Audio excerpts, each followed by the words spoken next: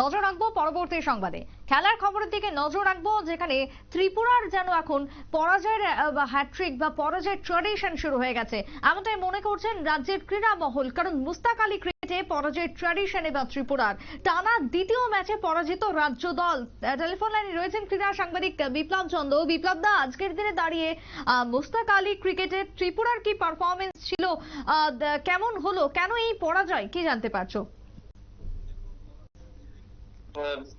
Performance যতটা ভালো ছিল রাজ্য দলের, সেই জায়গায় কিন্তু বোলিং পারফরমেন্স একদম তলানিতে।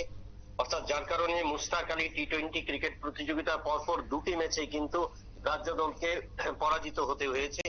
প্রথম ম্যাচে তামিলনাড়ুর বিরুদ্ধে বড় রান করলেও সেখানে কিন্তু রাজ্য দল হেরে যায় এবং সেখানে রাজ্য দল হেরেছিল 44 রানের ব্যবধানে। এবং সেই জায়গায় আমরা দেখলাম যে সেখানে ব্যাটিং পারফরমেন্স যত ভালো ছিল, সেই জায়গায় কিন্তু বোলাররা সবচেয়ে বেশি হতশ্রী চেহারা পরিলক্ষিত হয়েছে।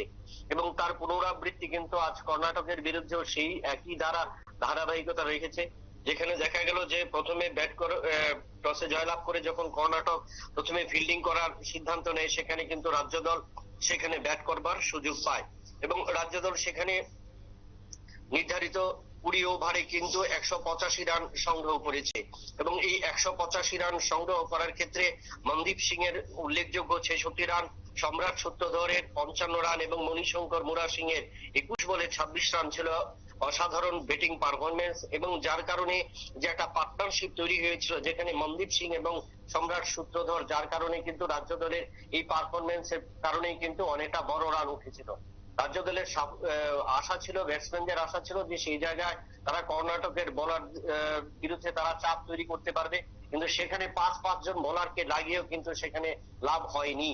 যেখানে অলরাউন্ডার মণিশঙ্কর মুরা সিং সফল হয়েছে, 1 উইকেট পেয়েছে, কিন্তু বাকি ক্ষেত্রে যাদের যে সমস্ত বোলারদের লাগিয়েছে তাদের কিন্তু লাইন এবং লেন্থ সেখানে ঠিক ছিল না। এবং যার কারণে কিন্তু অনেকটাই রোমাঞ্চকর পরিস্থিতির মধ্যে কিন্তু এই ম্যাচ শেষ হয় এবং সেখানে কিন্তু 3 বল বাকি থাকতে, অর্থাৎ 19.3 ওভারে কিন্তু কর্ণাটক তাদের জয়ের লক্ষ্যে পৌঁছে যায়। এবং সেই ক্ষেত্রে কর্ণাটকের যে মিডল অর্ডার ব্যাটসম্যানরা, তাদের কিন্তু অসাধারণ পারফরমেন্স এবং তারা কিন্তু রাজ্য দলের বোলারদের কিন্তু অনেকটাই চাপে রেখেছিল এবং একের পর এক রান তুলতে সমর্থ হয়।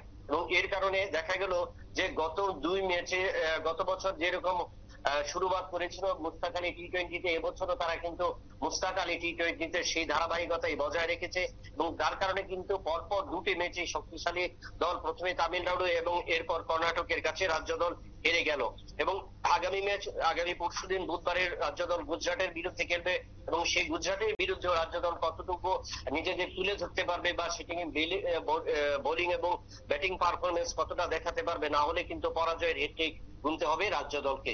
তবে সেই জায়গায় বলতে হবে যে আগামী দিনে রাজ্য দলকে আরো সংযত হয়ে কিন্তু ব্যাট করতে হবে। বেশ, ধন্যবাদ তোমায় বিপ্লব দা। অর্থাৎ মুস্তাক আলী যে ক্রিকেট, সেখানে রাজ্য দলের পরাজয় রীতিমতো টানা দ্বিতীয় দিনেও এই পরাজয় অব্যাহত। তামিলনাড়ুর পরে বা ত্রিপুরার হার কর্ণাটকের কাছে। আগামী দিনে রাজ্য দলকে যথেষ্ট সতর্কভাবে খেলতে হবে, না হলে এই পরাজয়ের হ্যাট্রিক যে বজায় থাকবে এবং সেটা রাজ্যের জন্য যে খুব একটা সুখকর হবে না, সেটাই এই মুহূর্তে ক্রীড়াপ্রেমী মহলের মতামত। ছোট্ট বিরতির পর ফিরবো, সঙ্গে থাকুন।